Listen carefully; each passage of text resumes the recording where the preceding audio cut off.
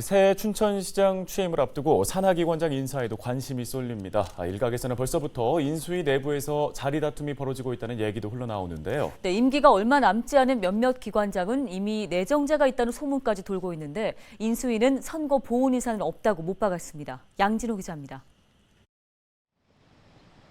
춘천문화재단과 지혜의 숲 등 현재 춘천시가 출연한 산하기관은 모두 14곳입니다.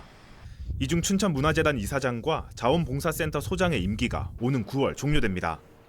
바이오산업진흥원장, 정보문화산업진흥원장도 임기가 3개월 남았습니다. 사실상 인사권을 가진 신임 춘천시장의 취임에 맞춰 14개 산하기관장 자리에 눈길이 쏠리고 있습니다. 때문에 지역 정가에서는 민선 8기 출범과 동시에 공석이 되는 기관장 자리를 놓고 일찌감치 물밑 작업이 진행 중이라는 이야기가 나오고 있습니다. 특히 몇몇 기관의 경우 이미 인사 내정이 이루어졌다는 소문까지 돌고 있는 상황입니다. 신임 기관장 자리를 둘러싼 경쟁이 치열해지면서 보훈 인사 논란도 나오고 있습니다. 전리품처럼 선거 때 도와준 측근 인사들에게 나눠주기식으로 이루어질지도 모른다는 걱정입니다.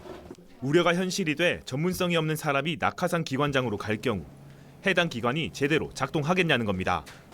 지역 시민단체들은 특정 기관의 업무에 대한 지식과 역량을 겸비한 전문가 영입이 꼭 필요하다고 입을 모읍니다.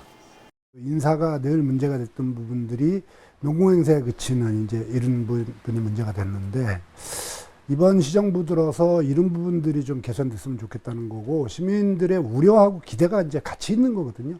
그래서 이번에는 적재적소에 맞는 인원들을 좀 뽑아서 썼으면 좋겠다 이런 생각이 듭니다.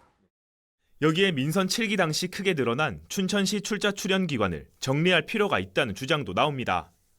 춘천시 내부 부서와 기능이 겹치는 여러 재단 설립으로 예산은 물론 행정력 낭비가 발생하고 있다는 겁니다.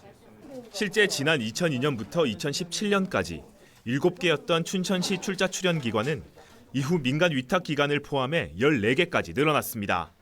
재단도 기존에는 한 3개 정도였던 것이 9개로 이렇게 늘었지 않습니까?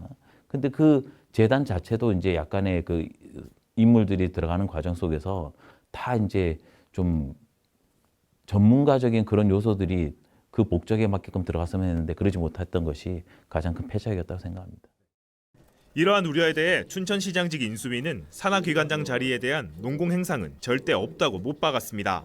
육동한 당선인이 경제, 행정 전문가를 내세워 선거를 치른 만큼 산하기관장 역시 해당 분야의 전문가들로 인선하겠다는 계획입니다. 다만 늘어난 산하기관에 대한 정리는 면밀히 검토해 결정하겠다고 밝혔습니다. 헬로티비 뉴스 양진호입니다. 네, 선거 때만 되면 캠프에 한 자리 얻으려고 사람들이 몰리는 경우가 사실 적지 않은데요. 육동환 시장은 절대 선거 보훈 인사는 하지 않겠다고 했으니 과연 약속을 지킬지 지켜봐야겠습니다. 네, 저희도 추후 점검한 후에 시청자 여러분께 알려드리겠습니다.